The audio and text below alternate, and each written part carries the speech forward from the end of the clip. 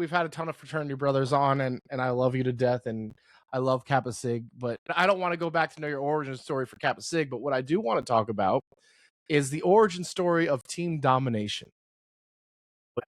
What does Team Domination mean to you? It means everything. It's a mantra.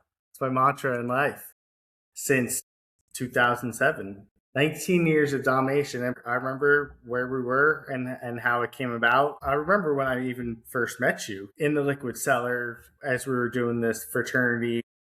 I don't even know if we were in the fraternity or whatever the process was, but went to liquid cellar. I think randomly got to the same beer pong table and then just dominated. That started very organically, and you and I melded real quickly, our personalities and everything, and we're both chilling, looking to have fun, and it started at liquid cellar, started crushing it, and then I think at just other parties and social functions continued. I remember at one particular point in someone's apartment, not mine, but we had been on a pretty strong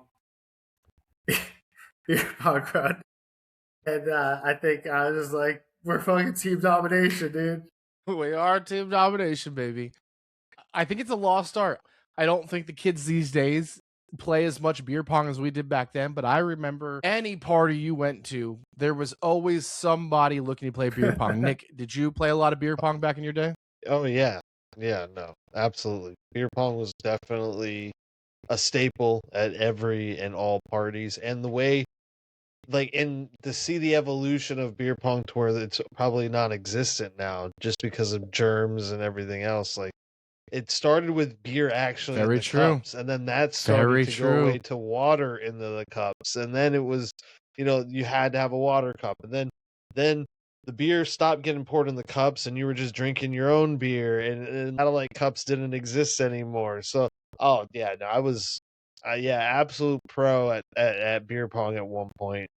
An absolute pro. It's definitely not a sanitary game, and I'm 100% sure that when C-Rod and I were dominating and liquid cellar, that ball was on the floor and going into beer that we were fucking taking down. And did you ever visit liquid cellar across the street from UCF, Nick?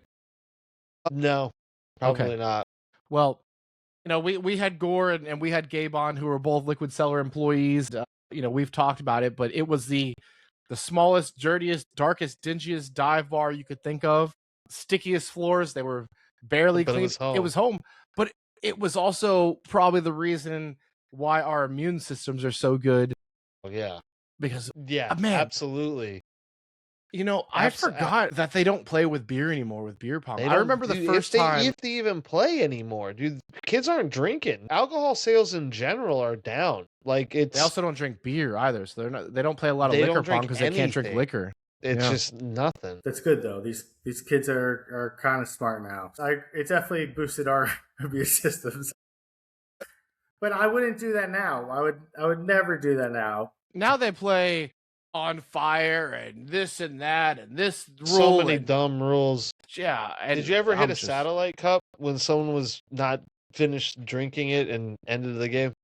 I say this to you without being the most egotistical person in the room, but Craig and I could make any shot. We could beat any team. We would go to any party and fuck up any fraternity, any sorority. We would win a minimum of 10 games a night. Oh, I'm not. There will be validation by somebody who listens to this episode, and you're like, you're right. C-Rod and Craig were the most dynamic duo, the most dominant duo of UCF from the era of 2007, 2010, because I think he left a little bit earlier than I did. And then I had no partner. I had nobody. Here's my favorite story was Craig's birthday. Your 20th birthday? 21, yep. At your house? Somebody's house. At my house, definitely at my house. That was my house. Craig's house party. And here's the thing. You think in today's world, if it's your party, you're going to want to be socializing, mingling, right? Being around the house. Craig wanted to play beer pong. He wanted to stand at that table and play beer pong. And we won so many games in a row we started blacking out. Craig, eyes barely open. This is, just nonverbal at some point. And the way that we kept track was taking a magic marker. And I said, Craig, every time we win a game, we're going to put a check mark on your arm. And I don't remember the number, Craig. I don't know if you did, but I remember him like calling 21. Me or texting me the next day. Yeah, I was going to say like 16 in a row. No. More than that? My goal was to get to 21 for my 21st birthday, and I had at least 21 marks on my arm. I love it. Jesus I love it. Christ. Was it 6 cup or 10 cup? Absolutely love it. 10 cup. I'm just saying. 6 cup. Hey, I had to ask, dude. We played real Pong back then. We had nothing better to do. We didn't played real smoke Pong ketamine or whatever the fuck these kids are doing these days. Bath salts and ketamine.